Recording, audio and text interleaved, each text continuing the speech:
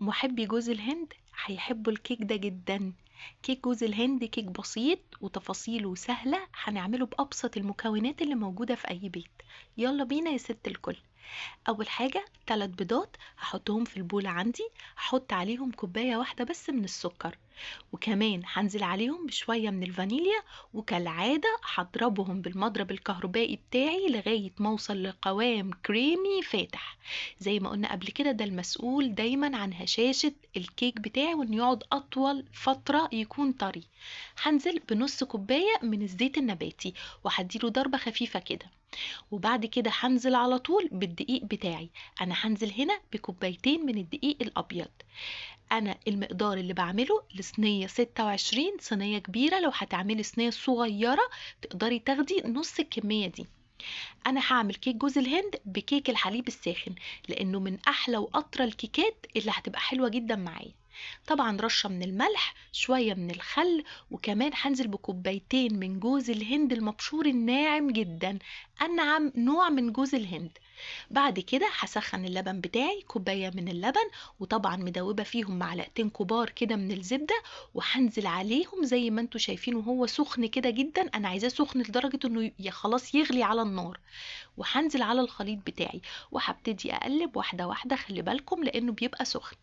بعد ما هوصل للخليط النهائي هجيب القالب بتاعي. انا هنا القالب بتاعي كبير مقاس 26، ولان هو ده نفس صينيه التقديم اللي انا هقدم فيها، فانا مش محتاجه اني ابطنها لاني مش هطلع الكيك منها. هديله دهنه خفيفه من الزيت وهحط الخليط بتاعي. الفرن بتاعي مسخناه على درجه حراره 180. هحطها على الرف اللي في النص، هتاخد بالظبط معايا 25 دقيقه، وهيطلع معاكي احلى واطرى كيك. انا بختبره زي ما انتوا شايفين مفيهوش اي حاجه، مستوي وتمام وزي الفل.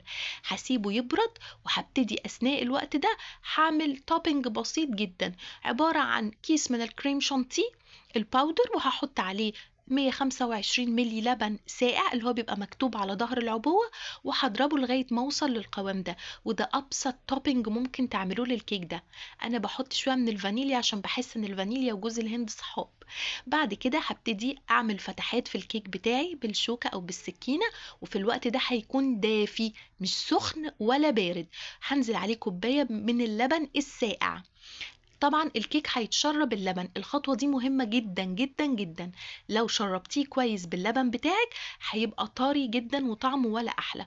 وهبتدي احط عليه الكريم شانتيه واسويه بالطريقة دي، وهنزل عليه كمان بشوية من جوز الهند المبشور. اللي حابب يحط شوكولاتة جوز الهند رافاييلو فوق الوش ويديها كده قيمة اكتر، مفيش مشكلة. بتسيبها في التلاجة ساعة ونص، ساعتين بالكتير، وبطلعها وبيبقى عندكم أحلى وأطرى وأجمل كيك جوز هند. مكونات بسيطة موجودة في أي بيت، وطريقة بسيطة جدا، وهتطلع كيك حلو جدا. وبس كده.